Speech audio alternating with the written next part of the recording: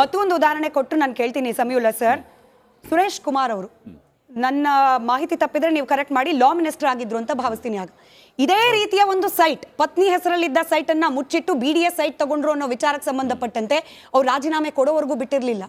ಆಗ ವಿರೋಧ ಪಕ್ಷದಲ್ಲಿ ಇದ್ದವ್ರು ಯಾರು? ಕಾಂಗ್ರೆಸ್ನವರು. ಆಡಳಿತದಲ್ಲಿದ್ದವ್ರು ಯಾರು? BJP ಅವರು. ಈಗೇನಾಯ್ತು? ಸಿದ್ದರಾಮಯ್ಯ ಅವರು ಮುಖ್ಯಮಂತ್ರಿಗಳು. ಹಾಗೆ ನೋಡಿದ್ರೆ ಅವರೊಬ್ರು ಮಿನಿಸ್ಟರು, ಇವ್ರು ಮುಖ್ಯಮಂತ್ರಿಗಳು. ಇವ್ರ ಮೇಲೂ ಅಂಥದ್ದೇ ಆರೋಪ ಎಲ್ಲಿಗೆ ಬರ್ತಿದೆ? ರಾಜೀನಾಮೆ ಕೊಡಿ ಅಂತ ಹೇಳಿ ಕೈಯಲ್ಲೊಂದು ಬೋರ್ಡ್ ಇಟ್ಕೊಂಡಿರೋದನ್ನ ಬಿಟ್ರೆ, ವಿರೋಧ ಪಕ್ಷವಾಗಿ ರಾಜ್ಯದ ಜನರು, ಮಾಧ್ಯಮವಾಗಿ ನನ್ನ ಒಪಿನಿಯನ್ ಬಿಟ್ಬಿಡಿ, ರಾಜ್ಯದ ಜನರು ಅಪೇಕ್ಷೆ ಮಾಡಿದಷ್ಟು ಪ್ರಬಲವಾಗಿ ಹೋರಾಟಗಳಾಗ್ತಿದ್ಯಾ? ನೀವು ಮಾತಾಡಬೇಕಾದ್ರೆ ಒಂದು ವಿಚಾರವನ್ನು ಹೇಳಿದ್ರಿ, ಲಾಜಿಕಲ್ ಎಂಡ್ ಅನ್ನೋ ಶಬ್ದವನ್ನು ಬಳಸಿದ್ರಿ, ತಾರ್ಕಿಕ ಅಂತ್ಯಕ್ಕೆ. ನಾವು ನೋಡ್ತಿರುವಂತಹ ಪ್ರತಿಭಟನೆಗಳು ಸಾಂಕೇತಿಕ ಪ್ರತಿಭಟನೆಗಳಿಗೂ ತಾರ್ಕಿಕ ಅಂತ್ಯಕ್ಕೆ ಹೋಗುವಂತಹ ಪ್ರತಿಭಟನೆಗಳಿಗೂ ವ್ಯತ್ಯಾಸ. ಅಂದರೆ ನೀವು ಅದನ್ನು ಸ್ಪೆಸಿಫಿಕ್ ಆಗಿ ಹೇಳಿದ್ದೀರಾ, ಯಾವುದೇ ಹಗರಣಗಳ ವಿರುದ್ಧ ಧ್ವನಿ ಎತ್ತುವ ಸಂದರ್ಭದಲ್ಲಿ ಅದು ಕೇವಲ ಪ್ರತಿಭಟನೆಯ ಧ್ವನಿ ಆಗಿರದೆ ಅದು ಎಫೆಕ್ಟಿವ್ ಆಗಿರಬೇಕು ಅನ್ನುವಂತಹ ಮತ್ತು ಜನಸಾಮಾನ್ಯರಿಗೆ ತಲುಪುವಂಥ ಪ್ರತಿಭಟನೆ ಆಗಿರಬೇಕು ಅನ್ನುವ ಧ್ವನಿನಲ್ಲಿ ನೀವು ಮಾತಾಡಿರೋದು ಅಂತ ನಾನು ತಿಳ್ಕೊಂಡಿದ್ದೀನಿ. ಬಟ್ ಇಲ್ಲಿ ವಾಲ್ಮೀಕಿ ಹಗರಣದ ವಿಚಾರಕ್ಕೆ ಸಂಬಂಧಪಟ್ಟಂತೆ ಭಾರತೀಯ ಜನತಾ ಪಕ್ಷ ಅಥವಾ ಪ್ರತಿಪಕ್ಷಗಳ ಕೈಗೆ ಒಂದು ಬ್ರಹ್ಮಾಸ್ತ್ರ ಇದು. ಇಲ್ಲಿ ರೂಲಿಂಗ್ ಪಾರ್ಟಿಗೆ ಮಾತಾಡೋದಕ್ಕೆ ಧ್ವನಿನೇ ಇಲ್ಲ. ನೀವು ಯಾವ ಆ್ಯಂಗಲ್ ಅಲ್ಲಿ ಹೋದ್ರು, ಈಗ ಅವ್ರ ವಿರುದ್ಧನೇ 40% ಅನ್ನೋದು ಎಂತಹ ಅಸ್ತ್ರವಾಗಿ ಬಳಸಿದ್ರು ಅಂತಂದ್ರೆ, ಇದು ನಿಮಗೆ ಬ್ರಹ್ಮಾಸ್ತ್ರ. ನಿಮ್ಮ ವಿರುದ್ಧ 40% ಅಸ್ತ್ರ ಆದರೆ ಇದು ಬ್ರಹ್ಮಾಸ್ತ್ರ 100%. ಇದು ಎಷ್ಟರ ಮಟ್ಟಿಗೆ ಬ್ರಹ್ಮಾಸ್ತ್ರವಾಗಿ ಪ್ರತಿಪಕ್ಷಗಳು ರೂಲಿಂಗ್ ಪಾರ್ಟಿಯ ವಿರುದ್ಧ ಇದನ್ನ ಬಳಸಬಹುದೋ ಅಂತಹ ತೀವ್ರತೆ ಕಾಣ್ತಾ ಇಲ್ಲ. ಅದರಲ್ಲೇನು ಅನುಮಾನವೇ ಇಲ್ಲ ನನ್ನ ಒಂದು ರೀಡಿಂಗ್ ಪ್ರಕಾರ. ಯಾಕೆ ಅಂತಂದರೆ ಯಾವುದೇ ಪ್ರೊಟೆಸ್ಟು ಎಫೆಕ್ಟಿವ್ ಇರಬೇಕಾದ್ರೆ ಲಾಜಿಕಲ್ ಎಂಡಿಗೆ ಹೋಗಬೇಕು. ಈಗ ಕಾಂಗ್ರೆಸ್ಸು ಧರ್ಮ್ ಸಿಂಗ್ ಅವರು ಒಂದ್ಸರಿ ರೂಲಿಂಗ್ ಪಾರ್ಟಿ ಯಾವುದೊಂದು ಮರ್ತೋಗಿದೆ, ಧರ್ಮ್ ಸಿಂಗು ಒಂದು ದೊಡ್ಡ ಪ್ರೊಟೆಸ್ಟ್ ನಡೆಸಿದ್ರು ವಿಧಾನಸೌಧದ ಮುತ್ತಿಗೆ ಅಂತಂದ್ರೆ. ಸಾವಿರಾರು ಜನ ಕಾಂಗ್ರೆಸ್ ಕಾರ್ಯಕರ್ತರು ಬಂದು ವಿಧಾನಸೌಧನ ನುಗ್ಗಿದ್ರು, ಲಾಠಿ ಚಾರ್ಜ್ ಆಯಿತು, ಅದು ದೊಡ್ಡ ಗಲಾಟೆ ಆಯಿತು. ಅದರ ಇಂಪ್ಯಾಕ್ಟೇ ಬೇರೆ ಥರದ್ದಾಯಿತು. ಅಂದರೆ ಹೋಗೋದು, ಈಗ ವಾಲ್ಮೀಕಿ ಪ್ರತಿಮೆ ಹತ್ರ ಹೋಗೋದು, ಅದು ಪ್ರೊಟೆಸ್ಟೇ, ಡೆಮೋಕ್ರೆಟಿಕಲ್ ವೇನಲ್ಲಿ ಅದು ಮಾಡ್ತಿರುವಂತಹ ಪ್ರೊಟೆಸ್ಟು. ಅಸೆಂಬ್ಲಿ ನಡೀತಿರ್ಬೇಕಾದ್ರೆ ನೀವು ವಾಲ್ಮೀಕಿ ಪ್ರತಿಮೆ ಹತ್ರ ಯಾಕೆ ಹೋಗ್ತೀರಾ? ಅಸೆಂಬ್ಲಿ ಒಳಗೆ ನೀವು ನಿಲುವಳಿ ಸೂಚನೆ ಅಂತ ತರ್ತಿದ್ದೀರಾ. ನೀವು ಆ ನಿಲುವಳಿ ಸೂಚನೆ ಹೇಗೆ ಅಂತ ಎಲ್ರಿಗೂ ಕೂಡ ಗೊತ್ತು. ನಿಲುವಳಿ ಸೂಚನೆ ಪ್ರಸ್ತಾಪ ಮಾಡ್ತಾರೆ, ಆಮೇಲೆ ಅದು ನಿಯಮ 69 ಪ್ರಕಾರ ಕನ್ವರ್ಟ್ ಮಾಡ್ತಾರೆ. ನಿಯಮ 69 ಪ್ರಕಾರ ಕನ್ವರ್ಟ್ ಮಾಡಿದ ಮೇಲೆ ಅದು ಡಿಸ್ಕಷನ್ ಆಗುತ್ತೆ. ಡಿಸ್ಕಷನ್ ಆದಮೇಲೆ ಸಭಾತ್ಯಾಗನೋ ಏನೋ ಒಂದಾಗುತ್ತೆ, ಪ್ರಕರಣ ಅಲ್ಲಿ ತೆರೆ ಬೀಳುತ್ತೆ. ಇವೆಲ್ಲ ಸಿಂಬಾಲಿಕ್, ಸಾಂಕೇತಿಕವಾದಂತಹ ಚರ್ಚೆಗಳಿಂದ ಇಂತಹ ಇಶ್ಯೂಗಳು ಯಾವತ್ತೂ ಒಂದು ಎಫೆಕ್ಟನ್ನು ಕಾಣೋದಿಲ್ಲ. ಲಾಜಿಕಲ್ ಎಂಡಿಗೆ ಹೋಗುವಂತ, ಈಗ ಫಾರ್ ಎಕ್ಸಾಂಪಲ್ ಇಡೀ ಪ್ರಕರಣದ ಸೂಕ್ಷ್ಮತೆ ಏನಿದೆ, ಚುನಾವಣಾ ಆಯೋಗದಲ್ಲಿ ಇದು ಒಂದು ಭಾಗ. ಚುನಾವಣಾ ಆಯೋಗದಲ್ಲಿ ಏನು ಅಲ್ಲಿ ಹೋಗಿ ಇದು ನಡೆದಂತಹ ಸಂದರ್ಭದಲ್ಲಿ ಚುನಾವಣೆಗಳು ನಡೀತಾ ಇದ್ವು. ಚುನಾವಣೆಗಳು ನಡೀತಿರುವಂತಹ ಸಂದರ್ಭದಲ್ಲಿ ನೀವು ಈ ಥರ ದುಡ್ಡನ್ನು ರಿಲೀಸ್ ಮಾಡೋದು ಸರಿಯಾ? ಚುನಾವಣಾ ಕಮಿಷನ್ಗೆ ಹೋಗಿ ನೀವು ಕಂಪ್ಲೇಂಟ್ ಕೊಟ್ಟಿದ್ದೀರಾ. ಕಂಪ್ಲೇಂಟ್ ಕೊಟ್ಬಿಟ್ಟು ಅಂದರೆ ಇಡೀ ಈ ಪ್ರಕರಣದ ತನಿಖೆಯನ್ನು ನೆಕ್ಸ್ಟ್ ಸ್ಟೆಪ್ಪಿಗೆ ಕೊಂಡೊಯ್ಯುವಂತಹ, ಪೇಪರಲ್ಲಿ ಬಂದಿದೆ, ಎಲ್ಲ ಕಡೆ ಬಂದಿದೆ, ಡಿಸ್ಕಷನ್ ಮಾಡ್ತೀರಿ, ನೆಕ್ಸ್ಟ್ ಸ್ಟೆಪ್ಪಿಗೆ ಹೋಗುವಂತಹ ಒಂದು ಪ್ರತಿಪಕ್ಷವಾಗಿ ಡಾಕ್ಯುಮೆಂಟ್ಸನ್ನು ನೀವು ಏನನ್ನು ಕಲೆಕ್ಟ್ ಮಾಡಿದ್ದೀರಾ, ಎಷ್ಟರ ಮಟ್ಟಿಗೆ ಎಫೆಕ್ಟಿವ್, ಚುನಾವಣಾ ಆಯೋಗ ಏನನ್ನುತ್ತೆ, ಚುನಾವಣಾ ಆಯೋಗ ನೋಟಿಸ್ ಕೊಡ್ತಾ, ನನ್ನ ಗಮನಕ್ಕೆ ಬರ್ತಾರೆ ಇರೋ ಥರ ನೀವೇನಾದ್ರು ಮಾಡಿದ್ದೀರಾ ಅಂತ. ಹೀಗೆ, ಅಥವಾ ಮೂಡ ಕೇಸಲ್ಲಿ ನೀವು ಅವ್ರ ಮೇಲೆ ಪ್ರೈವೇಟ್ ಕಂಪ್ಲೇಂಟನ್ನು ಲಾಂಚ್ ಮಾಡೋದಕ್ಕೆ CM ಮೇಲೆ ಸಿಕ್ಕಾಪಟ್ಟೆ ಪ್ರಾವಿಷನ್ ಇದೆ.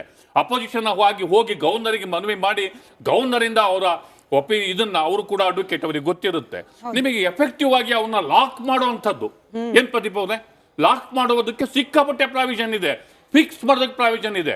ಒಬ್ಬ ಲೀಡರ್ ಆಫ್ ಅಪೋಸಿಷನ್ ಆಗಿ ಅಥವಾ ಸಮರ್ಥ ಪ್ರತಿಪಕ್ಷಗಳಾಗಿ ಇದನ್ನ ಪ್ರತಿಪಕ್ಷಗಳು ಮಾಡಲಿಲ್ಲ. ಪ್ರತಿಪಕ್ಷಗಳು ಮಾಡಬೇಕಿತ್ತು. ಅಂತಹ ಅಸ್ತ್ರಗಳನ್ನ ಇಟ್ಕೊಂಡು ಅಸೆಂಬ್ಲಿಗೆ ಇವತ್ತು ಬಂದಿದ್ರೆ ಅದ್ರ ಕಥೆನೇ ಬೇರೆ. ಅದಕ್ಕೆ ಸೀದಾ ಅವಕಾಶವನ್ನು ಯಾರು ಪಡ್ಕೊಳ್ತಿದ್ದಾರೆ, ಲಾಭವನ್ನ? DK ಶಿವಕುಮಾರ್ ಇವತ್ತು ಕೂಡ ಅಸೆಂಬ್ಲಿಯಲ್ಲಿ ನಿಂತು, ವಿಧಾನಸಭೆಯ ಆ ಅಂಗಳದಲ್ಲಿ ನಿಂತು ಇವತ್ತು ಡಿಫೆಂಡ್ ಮಾಡ್ಕೊಳ್ತಿದ್ದಾರೆ. ಇದು ರೆಕಾರ್ಡ್ ನಲ್ಲಿ ಹೋಗ್ಲಿ ಅಂತ ಹೇಳಿ DK ಶಿವಕುಮಾರ್ ಅವರ ಬೈಟ್ ಪ್ಲೇ ಮಾಡಿ ಯಾವ ರೀತಿ ಸಮರ್ಥನೆ ಮಾಡ್ಕೊಳ್ತಿದ್ರು ನಾಗೇಂದ್ರ ಅವರನ್ನ ಅಂತ ಹೇಳಿ.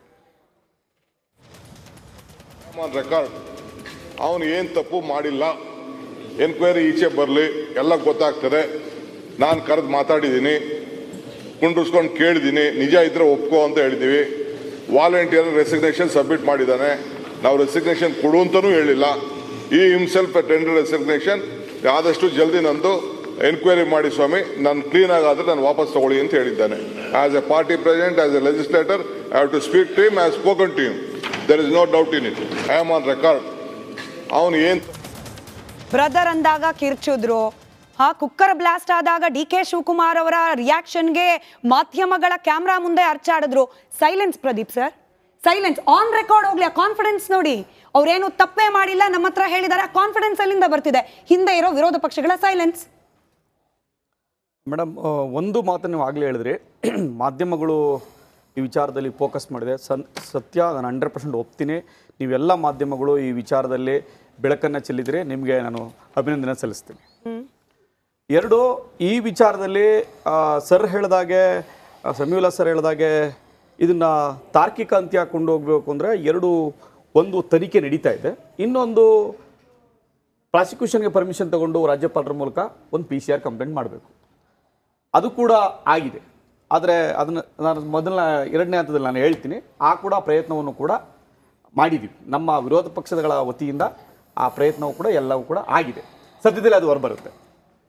ಇನ್ನೊಂದು ಮೂರನೇ ಪಾಯಿಂಟು ನೀವು ಗಮನಿಸ್ತಾ ಇದ್ದರೆ, ಡಿ ಕೆ ಶಿವಕುಮಾರ್ ಅವರ ಹೇಳಿಕೆ ಇದೆಯಲ್ಲ, ಆ ಎಷ್ಟು ಮಟ್ಟಿಗೆ ಹೇಳಿಕೆ ಕೊಡ್ತಾ ಇದ್ದಾರೆ ಅಂದರೆ, ಆ ಹಗರಣ ಯಾಗೆ ರಾಜೀನಾಮೆಯನ್ನು ಕೊಟ್ಟರು ಒಬ್ಬರು ಶಾಸಕರು, ಒಬ್ಬರು ಮಿನಿಸ್ಟ್ರು ಅನ್ನೋದರ ಅರಿವಿಲ್ದೇ ಏನು ನಡೆದೇ ಇಲ್ಲ ಅನ್ನೋ ಒಂದು ತೀರ್ಮಾನಕ್ಕೆ ಬಂದ ಹಾಗೆ ಒಂದು ಸ್ಟೇಟ್ಮೆಂಟನ್ನು ಡಿ ಕೆ ಶಿವಕುಮಾರ್ ಮಾಡ್ತಾಯಿದ್ದಾರೆ.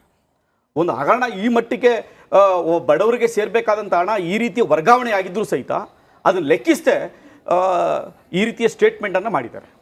ಎರಡನೇದು, ಸಿದ್ದರಾಮಯ್ಯನವರು ಅಲ್ಲಿ ಹೇಳಿಲ್ವಾ ಅಂತ ನೀವು ಹೇಳ್ತಿದ್ದೀರಾ, ಅಲ್ಲಿ ಹೇಳಿಲ್ವಲ್ಲ ಅಂತ. ಖಂಡಿತ ಅಲ್ಲ, ನಾನು ಖಂಡಿತ ವಿರೋಧ ಮಾಡಿದ್ವಿ, ಖಂಡಿತ ವಿರೋಧ ಮಾಡಿದ್ವಿ. ಇಲ್ಲಿ ಕೇಳಿಸ್ಕೊಳ್ಳಿ, ಹೇಳ್ತೀವಿ. ಸಿದ್ದರಾಮಯ್ಯನವ್ರ ಸ್ಟೇಟ್ಮೆಂಟ್ ನೋಡಿದ್ರಿ ನೀವು? ಸಿದ್ದರಾಮಯ್ಯನವ್ರು ಹೇಳ್ತಿದ್ದಾರೆ, ನಾನು ಡಿಫೆಂಡೂ ಮಾಡ್ಕೊಂಡಿಲ್ಲ, ಯಾವುದೇ ವ್ಯಕ್ತಿನೂ ಡಿಪೆಂಡ್ ಮಾಡ್ಕೊಂಡಿಲ್ಲ, ಯಾವುದೇ ಫ್ಯಾಕ್ಟ್ಸನ್ನು ಡಿಪೆಂಡ್ ಮಾಡ್ಕೊಂಡಿಲ್ಲ ಅಂತ ಹೇಳಿದ್ರು. ನೀವು ಡಿಪೆಂಡ್ ಮಾಡ್ಕೊಂಡಿಲ್ಲ ಅನ್ನೋದೇ ಆದರೆ, ಅದೇ ಏಪ್ರಿಲ್ ತಿಂಗಳಲ್ಲಿ ಬಂದಂಥ ಈ ಹಗರಣವನ್ನು ನೀವು ಒಬ್ಬ ಶಾಸಕನಿಗೆ ಮಂತ್ರಿಗೆ ರಾಜೀನಾಮೆ ಕೊಡಲಿಕ್ಕೆ ಎಷ್ಟು ದಿವಸ ಆಯಿತು?